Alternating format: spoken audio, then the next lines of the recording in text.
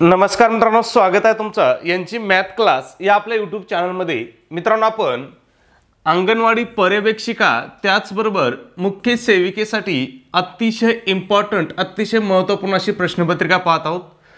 आजच्या या प्रश्नपत्रिकेमध्ये आपण काय केलेलं आहे तर महिला विषयक कायदे या ठिकाणी घेतलेले आहेत आणि हा कायद्यावरील आपला व्हिडिओ क्रमांक 6 आहे। जर याच्या अगोदरचे व्हिडिओ तुम्ही पाहिले नसतील तर तुम्हाला ते सुद्धा पाहून घ्यायचे आहे, ठीक आहे। मग या ठिकाणी आजचा जो ऍक्ट घेतलाय आपण किंवा कायदा घेतलाय तो कोणता आहे पहा, तर तो आहे प्रसूती विषयक लाभ अधिनियम 1961। परीक्षेच्या दृष्टीने अतिशय महत्त्वाचा अधिनियम आहे आणि आपण या अधिनियमावरती आतापर्यंत परीक्षेमध्ये जेवढे प्रश्न विचारलेत ते सगळे प्रश्न या ठिकाणी आपण कव्हर केलेले आहेत, ठीक आहे। मग या ठिकाणी बघूया पहिला प्रश्न काय आहे। प्रसूती विषयक लाभ अधिनियम 1961 मध्ये एकूण किती कलम आहेत।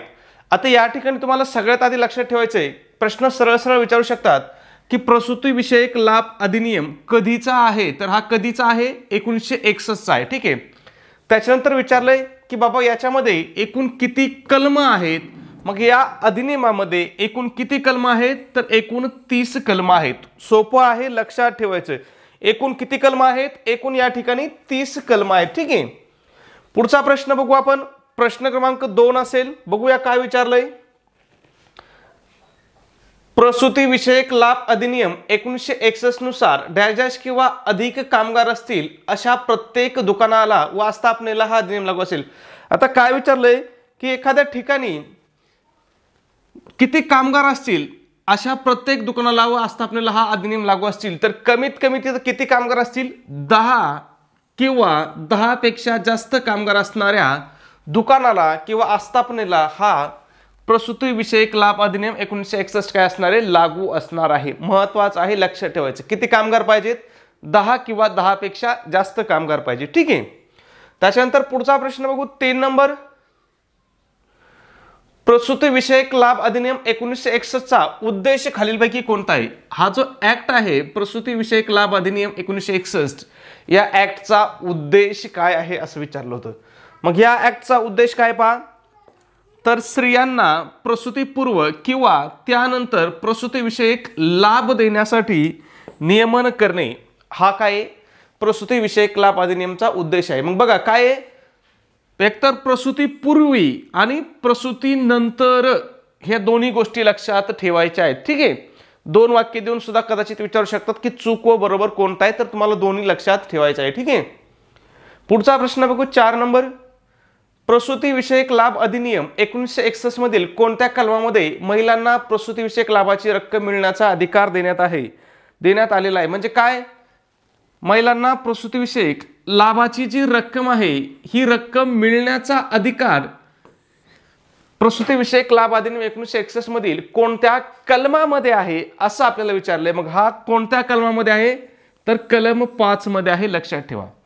कदाचित इथं दुसरा प्रश्न फिरून असं सुद्धा विचारू शकतो तुम्हाला की प्रसूती विषयक लाभ अधिनियम 1961 मधील कलम 5 मध्ये काय आहे किंवा कशाचा उल्लेख आहे। तर कलम 5 मध्ये कशाचा उल्लेख आहे, महिलांना प्रसूती विषयक लाभाची रक्कम मिळण्याचा अधिकार देण्यात आलेला आहे, ठीक आहे।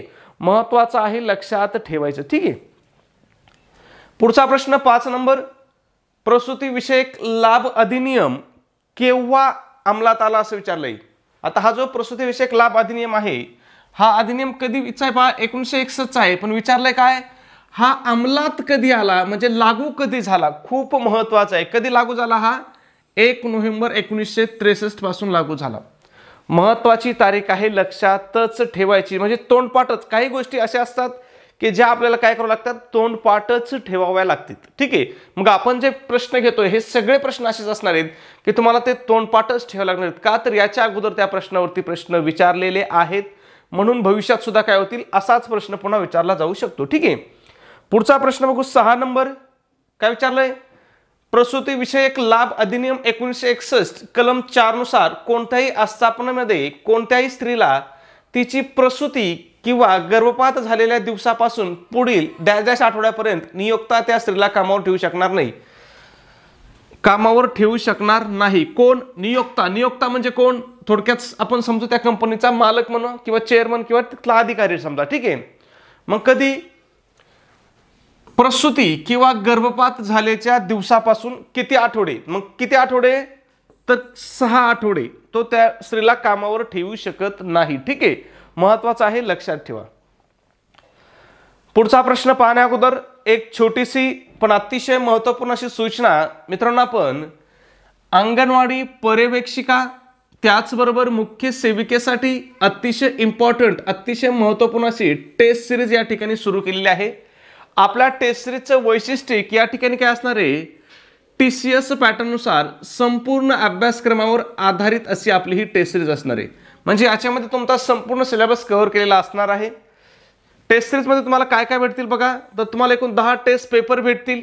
त्याचबरोबर तुम्हाला TCSने घेतलेल्या अतिशय IMP अशा 100 प्रश्नपत्रिका तुम्हाला उत्तरासहित या ठिकाणी प्रोव्हाइड केल्या जातील. खूप इम्पॉर्टंट आहे, 100 प्रश्नपत्रिका तुम्हाला या ठिकाणी उत्तरासहित प्रोव्हाइड केल्या जातील. ठीक आहे, आणि ह्या प्रश्नपत्रिका कोणत्या असतील, तर TCSने घेतलेल्या असतील. आता तुम्हाला TCSने घेतलेल्या प्रश्नपत्रिकेचा का अभ्यास करायचा आहे, तर अंगणवाडी पर्यवेक्षिका किंवा मुख्य सेविकेची परीक्षा कोण घेणार आहे, TCS घेणार आहे. ठीक आहे, त्याच्यानंतर या टेस्ट सिरीजवरतीच आपण फ्रीमध्ये अतिशय IMP अशा नोट्स प्रोव्हाइड करत आहोत. मग यामध्ये कोणकोणत्या विषयाच्या नोट्स असतील बघा, मराठी असेल, इंग्रजी असेल, गणित असेल, बुद्धिमत्ता असेल, इतिहास, भूगोल, राज्यशास्त्र, त्याचबरोबर ICDSच्या सुद्धा अतिशय IMP अशा नोट्स तुम्हाला या ठिकाणी प्रोव्हाइड केल्या जातील. मग मित्रांनो, जर तुम्ही एवढ्या सगळ्या स्टडी मटेरियलचा जर तुम्ही अभ्यास केला तर तुम्ही परीक्षेमध्ये 170 पेक्षा जास्त मार्क या ठिकाणी सहज घेऊ शकता. आणि जर एवढे मार्क घेतले तर तुमचं सिलेक्शन काय होणार, 100% सिलेक्शन होणार. तुम्हाला दुसरं कुठलंही काही वाचायची गरज या ठिकाणी लागणार नाही. मग या सगळ्यांची किंमत किती मित्रांनो, तर फक्त 250 रुपये किंमत आहे. परंतु त्यामध्ये सुद्धा विद्यार्थ्याच्या मागणीस्तव आपली ऑफर चालू आहे. जर तुम्ही ऑफरनुसार जर आज आपली टेस्ट सिरीज घेतली तर आज ही टेस्ट सिरीज तुम्हाला फक्त आणि फक्त काय होणार आहे, 149 रुपयाला तुम्हाला ही टेस्ट सिरीज मिळणार आहे. मग हे 149 रुपये तुम्हाला कुठं पे करायचे, तर तुमच्याकडे गुगल पे असेल, फोन पे असेल, त्या ठिकाणी आपला नंबर आहे बघा 96 89 14 16 30. पुन्हा एकदा सांगतो, 96 89 14 16 30 हा आपला काय आहे, फोन पे गुगल पे नंबर आहे. याच्यावरती तुम्हाला काय करायचं, 149 रुपये पे करायचे आहेत. आणि तुम्ही जे पैसे पाठवले त्याचं एक काय करायचं, तुम्हाला एक स्क्रीनशॉट काढायचा आहे. आणि हा स्क्रीनशॉट काय करायचा मित्रांनो, मला व्हॉट्सॲपला शेअर करायचा आहे. तुम्ही जे पैसे पाठवले बघा त्याचा काय करायचा, एक स्क्रीनशॉट काढायचा आहे. आणि हा स्क्रीनशॉट आपल्याला कुठं शेअर करायचा आहे, व्हॉट्सॲपला शेअर करायचा आहे. व्हॉट्सॲपला सुद्धा आपला कोणता नंबर आहे, तर हाच नंबर आपला व्हॉट्सॲप नंबर आहे 96 89 14 16 30. ठीक आहे, गुगल पे, फोन पे आणि व्हॉट्सॲपला काय आपला एकच नंबर आहे. ठीक आहे, पुढचा प्रश्न बघू, 7 नंबर. प्रसूतीविषयक लाभ अधिनियम 1961 मधील कलम 5 नुसार स्त्रीला प्रसूतीविषयक लाभ घेण्याचा अधिकार एकूण डॅश आठवडे असेल. मग किती आठवड्याचा हा अधिकार आहे स्त्रीला, तर हा अधिकार एकूण 26 आठवडे आहे. लक्षात ठेवा, किती आठवडे, 26 आठवडे. कोणत्या कलमानुसार, तर कलम 5 नुसार. कलम 5 खूप महत्वाचा आहे, लक्षात ठेवायचं. ठीक आहे, त्याच्यानंतर पुढचा प्रश्न बघा, 8 नंबर. प्रसूतीविषयक लाभ अधिनियम 1961 कलम 5 नुसार प्रसूती लाभ मिळवण्यासाठी हक्कदार असणाऱ्या महिलेला 2 किंवा अधिक बालके असतील तर प्रसूती लाभ डॅश आठवड्याचा मिळेल असं विचारलंय. आता काय विचारलंय, कलम 5 नुसारच किती आठवड्याचं मिळेल विचारलंय, पण एक कंडिशन टाकली की काय, त्या महिलेला 2 किंवा अधिक अपत्य ऑलरेडी आहेत किंवा बालकं आहेत आणि नंतर लाभ घ्यायचा असेल तर किती आठवड्याचं मिळेल, तर नंतर किती मिळेल, 12 आठवड्याचं मिळेल. म्हणजे पहिल्या लक्षात ठेवायचं, पहिल्या 2 अपत्यासाठी किती आठवडे असेल, 26 आठवडे असेल. आणि त्यानंतर किती आठवडे असेल, तर 12 आठवडे असेल. कोणत्या कलमानुसार, कलम 5 नुसारच. ठीक आहे, महत्वाचं आहे, लक्षात ठेवा. ठीक आहे, पुढचा प्रश्न बघू आपण, 9 नंबर. काय विचारलं बघा या ठिकाणी, प्रसूती विषयक लाभ अधिनियमानुसार, थोडा वरती घेतो म्हणजे व्यवस्थित दिसेल. प्रसूती विषयक लाभ अधिनियमानुसार 3 महिन्यापेक्षा कमी वयाच्या मुलास दत्तक घेणाऱ्या महिलेला डॅश आठवडे प्रसूती रजा मिळेल. काय, 3 महिन्यापेक्षा कमी वयाचा मुलगा जर दत्तक घेतला तर त्या दत्तक घेणाऱ्या महिलेला किती आठवडे प्रसूती रजा मिळेल असं विचारलं. मग त्या महिलेला किती आठवडे प्रसूती रजा मिळेल, तर त्या महिलेला सुद्धा 12 आठवड्याचं प्रसूती रजा मिळेल. खूप महत्वाचं आहे, लक्षात ठेवा. ठीक आहे. त्याच्यानंतर 10 नंबर, प्रसूती लाभ मिळवण्यासाठी हक्कदार असणारी महिला कमिशनिंग मदर असल्यास महिलेला डॅश आठवड्यापर्यंत प्रसूतीचा लाभ मिळेल. कशी महिला असल्यास? कमिशनिंग मदर असल्यास किती आठवड्यापर्यंत प्रसूतीचा लाभ मिळेल असं विचारलंय. मग या ठिकाणी सुद्धा महिलेला काय होईल? 12 आठवड्यापर्यंतच काय होईल? प्रसूतीचा लाभ मिळेल. ठीक आहे. पुढचा प्रश्न बघूया आपण. 11 नंबर, प्रसूती विषयक लाभ अधिनियम 1961 मधील कलम 9A मध्ये कोणती तरतूद करण्यात आली? कोणत्या कलमामध्ये विचारलंय? कलम 9A मध्ये कोणती तरतूद आहे असं विचारलंय. मग यामध्ये कोणती तरतूद आहे? तर टुबॅक्टोमी ऑपरेशनसाठी वेतनासह रजा ही या ठिकाणी तरतूद आहे. कोणत्या कलमामध्ये? कलम 9A मध्ये. ठीक आहे. पुढचा प्रश्न 12 नंबर, प्रसूती विषयक लाभ अधिनियम 1961 मधील कलम 11A नुसार डॅश डॅश किंवा त्याहून अधिक कर्मचाऱ्यांना रोजगार देणाऱ्या आस्थापनांना पाळणा घराची सुविधा देणे अनिवार्य आहे. मग काय सांगितलंय? पाळणा घराची जी सुविधा आहे हे देणं कोणत्या कंपन्यांना अनिवार्य आहे? की ज्यांच्यामध्ये कर्मचारी किती असतील? तर किती कर्मचारी असतील? 48 किंवा 48 पेक्षा जास्त कर्मचारी असणाऱ्या प्रत्येक आस्थापनेला काय पाळणा घराची सुविधा देणं काय मित्रांनो या ठिकाणी अनिवार्य आहे. लक्षात ठेवा. ठीक आहे. किती कर्मचारी पाहिजेत? 48 किंवा 48 पेक्षा जास्त कर्मचारी असतील तर त्या ठिकाणी पाळणा घराची सुविधा देणं काय आहे? कंपल्सरी आहे किंवा अनिवार्य आहे. ठीक आहे. पुढचा 13 नंबर, प्रसूती विषयक लाभ अधिनियम 1961 मधील कलम 9 नुसार एखाद्या महिलेचा गर्भपात झाला असेल त्यावेळी गर्भपात झालेल्या दिवसापासून सलग डॅश डॅश आठवड्यांचा कालावधीपर्यंत प्रसूती विषयक लाभाच्या दराने वेतनासहित रजा मिळण्याचा महिलेस अधिकार असेल. आता कोणत्या कलमानुसार महिलेला वेतनासहित रजा मिळण्याचा अधिकार आहे हा विचारला आपल्याला. पण कोणत्या कंडिशन मध्ये? की एखाद्या महिलेचा काय गर्भपात झाला असेल तर गर्भपात झाल्यापासून सलग किती आठवड्यापर्यंत प्रसूती विषयक लाभाच्या दराने वेतनासहित रजा मिळण्याचा अधिकार आहे. मग किती आठवडे? तर एकूण या ठिकाणी 6 आठवडे आहे. ठीक आहे. लक्षात ठेवायचं म्हणजे 6 आठवडे, 12 आठवडे आणि 26 आठवडे ह्या 3 आठवडे काय महत्वाचे आहेत. त्याच्यावरती तुम्हाला जास्तीत जास्त या ठिकाणी प्रश्न विचारले जात आहेत मित्रांनो. ठीक आहे. पुढचा 14 नंबर प्रश्न आहे बघा. प्रसूती विषयक लाभ अधिनियमातील प्रयोजनासाठी डॅश डॅश कलमानुसार निरीक्षकाची नियुक्ती केली जाते. काय विचारलंय? निरीक्षकाची नियुक्ती कोणत्या कलमानुसार केली जाते असं विचारलंय. मग निरीक्षकाची नियुक्ती कोणत्या कलमानुसार केली जाते? तर कलम 14 नुसार या ठिकाणी निरीक्षकाची नियुक्ती केली जाते. ठीक आहे. पुढचा प्रश्न बघू आपण. प्रश्न क्रमांक 15 आहे. काय विचारलंय? एखाद्या नियोक्त्याने प्रसूती विषयक लाभाची रक्कम देण्यास कसूर केल्यास किंवा स्त्रीला अनुपस्थितीच्या काळात कामावरून काढून टाकल्यास खालीलपैकी कोणती शिक्षा होईल असं विचारले. म्हणजे एखादा नियुक्त आहे म्हणजे कंपनीचा मालक आहे किंवा कोणी आहे अधिकारी आहे आणि त्यांनी जर स्त्रीला प्रसूती विषयक लाभाची रक्कम देण्यात कसूर केला किंवा स्त्रीच्या अनुपस्थितीमध्ये तिला जर कामावरून काढून टाकले तर त्याला कोणती शिक्षा होईल असं आपल्याला विचारलंय. मग कोणती शिक्षा होईल? तर कमीत कमी 6 महिने ते जास्तीत जास्त 1 वर्ष कारावास आणि कमीत कमी 2000 ते जास्तीत जास्त 5000 रुपयाचा पर्यंत द्रव्यदंड या ठिकाणी होऊ शकतो. ठीक आहे. महत्वाचं आहे. लक्षात ठेवा. त्याच्यानंतर पुढचा आपला अधिनियम आहे बघा अनैतिक व्यापार प्रतिबंधक अधिनियम. हा सुद्धा परीक्षेच्या दृष्टीने महत्वाचा आहे. एखादा 2 प्रश्न याच्यावरती सुद्धा विचारू शकतात. अनैतिक व्यापार प्रतिबंध अधिनियम कधीचा आहे? हा अधिनियम 1956 चा आहे. हे तर सगळ्यात आधी महत्वाचं तुम्हाला लक्षात ठेवायचं की हा जो अधिनियम आहे हा कधीचा आहे. कारण कधी कधी काय होतं सरळ सरळ प्रश्न विचारू शकतात की अनैतिक व्यापार प्रतिबंधक अधिनियम कधीचा आहे. मग कधीचा आहे? 1956 चा आहे. ठीक आहे. बघूया मग याच्यावरती काय प्रश्न विचारलेत. पहिला प्रश्न अनैतिक व्यापार प्रतिबंधक अधिनियम 1956 संबंधित खालील विधाने पहा. इथं 2 विधानं दिलेत आणि ते आपल्याला पाहायला सांगितलेत. बघूया. हा अधिनियम 1 मे 1958 पासून अंमलात आला. हा अधिनियम 1 मे 1958 पासून अंमलात आला. दुसरं काय सांगितलंय? हा अधिनियम संपूर्ण भारतभर लागू होतो. मग याचं योग्य उत्तर काय असणार या ठिकाणी?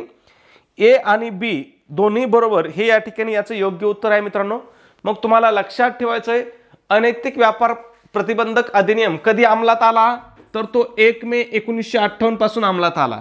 आणि हा लागू कुठं आहे? तर हा संपूर्ण भारतभर लागू आहे. हे पण इम्पॉर्टंट आहे. परीक्षेमध्ये विचारलं जातं की कोणता अधिनियम कुठं लागू आहे. ठीक आहे. पुढचा 2 नंबर, अनैतिक व्यापार प्रतिबंधक अधिनियम 1956 नुसार अज्ञान म्हणजे काय? काय अज्ञान म्हणजे काय असं विचारले. कोणत्या अधिनियमानुसार? अनैतिक व्यापार प्रतिबंधक अधिनियम 1956 नुसार. मग अज्ञान म्हणजे कोणती व्यक्ती? की ज्या व्यक्तीने 16 वर्ष पूर्ण केलेली आहेत परंतु 18 वर्ष पूर्ण झालेली नाहीत अशा व्यक्तीला काय म्हणतात? अज्ञान व्यक्ती म्हणतात. म्हणजे थोडक्यात काय तर 16 ते 18 वर्ष वयोगटातील जी व्यक्ती आहे तिला काय म्हणतात? अज्ञान म्हणतात. कोणत्या अधिनियमानुसार? अनैतिक व्यापार प्रतिबंधक अधिनियम 1956 नुसार. ठीक आहे, महत्वाचं आहे, लक्षात ठेवा. पुढचा 3 नंबर प्रश्न बघूया आपण. खालील विधाने पहा. बघूया विधान काय आहेत. अनैतिक व्यापार प्रतिबंधक अधिनियम 1956 मधील कलम 2H मध्येच सार्वजनिक ठिकाणांची व्याख्या करण्यात आलेली आहे. कोणाची व्याख्या? सार्वजनिक ठिकाणांची व्याख्या. ठीक आहे. बी बघूया. यानुसार सार्वजनिक ठिकाणात सार्वजनिक वाहनाचा समावेश होत नाही असं सांगितलंय. ठीक आहे. मग यापैकी आपलं उत्तर कोणतं असणार आहे? फक्त ए बरोबर असणार आहे. का ए बरोबर असणार आहे? तर सार्वजनिक ठिकाणामध्ये सार्वजनिक वाहनांचा समावेश होतो. काय होतो? होतो, होत नाही नाही. ठीक आहे. ह्या नाही मुळे काय झालं? आपलं हे वाक्य चुकलं. मग फक्त पहिलं वाक्य बरोबर आहे. मग लक्षात ठेवा, सार्वजनिक ठिकाणांची व्याख्या कोणत्या कलमामध्ये आहे? तर कलम 2H मध्ये आहे. आता जर तुम्ही कायद्याचा अभ्यास केला ना तर तुम्हाला एक कॉमन गोष्ट सांगतो, तुमच्या सगळ्या व्याख्या कलम 2 मध्ये असतात. सगळ्या व्याख्या काय असतात? कलम 2 मध्येच सगळ्या व्याख्या असतात. फक्त त्याच्या पुढे काय असतं? ठराविक व्याख्येसाठी ठराविक आकडा दिलेला असतो, म्हणजे ABCDE असं लक्षात ठेवा. ठीक आहे. पुढचा प्रश्न बघू. 4 नंबर काय विचारलं बघूया या ठिकाणी. अनैतिक व्यापार प्रतिबंधक अधिनियम 1956 नुसार कुंटणखाना चालवण्यासाठी सहाय्य करणारी व्यक्ती तिच्या पहिल्या अपराधासाठी खालीलपैकी कोणत्या शिक्षेस पात्र राहील? कुंटणखाना चालवण्यासाठी सहाय्य करणारी व्यक्ती पहिल्या अपराधासाठी कोणत्या शिक्षेस पात्र राहील असं विचारलंय. मग 1 ते 3 वर्ष सश्रम कारावास आणि 2000 रुपये द्रव्यदंडास ती व्यक्ती काय होईल? या ठिकाणी पात्र राहील. म्हणजे पर्याय क्रमांक 2 आपलं या ठिकाणी उत्तर असणार आहे. ठीक आहे. पुढचा प्रश्न बघूया. 5 नंबर काय विचारलं बघा या ठिकाणी. कोणतीही 18 वर्षावरील व्यक्ती बुद्धी परस्पर व्यवसायाच्या मिळकतीवर संपूर्णतः उपजीविका करत असेल तर ती अनैतिक व्यापार प्रतिबंधक अधिनियम 1956 नुसार खालीलपैकी कोणत्या शिक्षेस पात्र राहील असं विचारलंय. मग ती कोणत्या शिक्षेस पात्र राहील मित्रांनो? तर 2 वर्ष कारावास किंवा 1000 रुपये द्रव्यदंडास ती व्यक्ती काय होईल? या ठिकाणी पात्र राहील. महत्वाचं आहे, लक्षात ठेवत चला. ठीक आहे. पुढचा प्रश्न बघूया आपण. प्रश्न क्रमांक 6. अनैतिक देह व्यापार प्रतिबंधक. ओके, खाली इथं 4 ऑप्शन दिलेत आणि पुन्हा प्रश्न आपल्याला खाली दिलेला आहे. ठीक आहे. कोणत्या कृतीस बंदी घातली आहे असं विचारलंय. मग बघूया आपण कोणत्या कृतीस बंदी घातली आहे. ठीक आहे. इथून सगळा प्रश्न आपल्याला दिसतोय. वाटलंच अजून थोडं झूम आउट करतो म्हणजे दिसेल. ठीक आहे. कोणतेही घर, जागा, कुंटणखाना वेश्या व्यवसायासाठी वापरणे, भाड्याने देणे, वेश्या व्यवसायाद्वारे उत्पन्न मिळवणे, कोणत्याही व्यक्तीला वेश्यागृहात जाण्यास प्रवृत्त करणे, वेश्या महिलेच्या वतीने ग्राहक शोधणे. मग ह्या सगळ्या कृतीला काय केलेलं आहे? बंदी घातलेली आहे. लक्षात ठेवा. ठीक आहे. महत्वाचं आहे, इम्पॉर्टंट आहे, लक्षात ठेवून घ्या. ठीक आहे. पुढचा प्रश्न 7 नंबर. कोणतेही प्रार्थनास्थळे, शिक्षण संस्था, रुग्णालये, वसतिगृहे किंवा पोलीस आयुक्तालयाच्या अधिकृत केलेल्या सार्वजनिक ठिकाणापासून किती मीटरच्या आत वेश्या व्यवसाय करणे गुन्हा आहे असं विचारले. मग सार्वजनिक ठिकाणापासून किती मीटरच्या आत वेश्या व्यवसाय करणे हा गुन्हा आहे? तर 200 मीटरच्या आतमध्ये वेश्या व्यवसाय करणे हा काय मित्रांनो या ठिकाणी गुन्हा आहे. लक्षात ठेवा. ठीक आहे. सार्वजनिक ठिकाणामध्ये कोणकोणत्या ठिकाण येतात बघा. प्रार्थना स्थळ येते, मग ते कुठल्याही धर्माचं असू, शिक्षण संस्था येतात, रुग्णालय येतात, वसतिगृह येतात किंवा पोलीस आयुक्तालय येतात किंवा अजून बी सार्वजनिक ठिकाण. म्हणजे थोडक्यात काय, जी पब्लिक प्रॉपर्टी आहे म्हणजे जे सरकारच्या पैशाने चालतं आणि त्या ठिकाणी सर्व लोकांना काय असतो? मुक्त प्रवेश असतो. अशा ठिकाणांना काय म्हणतात? सार्वजनिक ठिकाणं म्हणतात. ठीक आहे. मग हे लक्षात ठेवायचं. सार्वजनिक ठिकाणापासून किती मीटरच्या आत वेश्या व्यवसाय करणे गुन्हा आहे? तर 200 मीटरच्या आत. ठीक आहे. पुढचा प्रश्न 8 नंबर. अनैतिक देह व्यापार प्रतिबंधक कायदा 1956 नुसार काय विचारलं बघा. शिक्षेस पात्र प्रत्येक गुन्हा दखलपात्र आहे. पोलिसांना तपासासाठी वॉरंटची गरज नसते. मग याचं उत्तर काय आहे? अ आणि ब दोन्ही बरोबर हे याचं उत्तर आहे. मग लक्षात ठेवा, ह्या अधिनियमानुसार प्रत्येक गुन्हा काय आहे? दखलपात्र गुन्हा आहे. त्याचबरोबर पोलिसांना तपासासाठी या ठिकाणी वॉरंटची गरज नसते. दोन्ही वाक्य लक्षात ठेवा. ठीक आहे. पुढचा आणि आपला शेवटचा प्रश्न आहे मला वाटतंय. बघूया काय विचारलंय. प्रसूती विषयक लाभ अधिनियम 1961 मधील कलम 11A नुसार डॅश डॅश किंवा त्याहून अधिक कर्मचाऱ्यांना रोजगार देणाऱ्या आस्थापनांना पाळणा घराची सुविधा देणे अनिवार्य आहे असं विचारलंय. मग या प्रश्नात आपण घेतलेला आहे म्हणून याचं उत्तर काय करायचं तुम्हाला कमेंटमध्ये सांगायचं आहे. त्याचबरोबर चॅनलला जर तुम्ही सबस्क्राईब केलं नसेल मित्रांनो तर लगेच सबस्क्राईब करून घ्या. व्हिडिओ आवडला असेल तर प्लीज व्हिडिओला एक लाईक करा आणि व्हिडिओ कसा वाटतो हे सुद्धा कमेंटमध्ये नक्की सांगत चला. ओके, धन्यवाद मित्रांनो.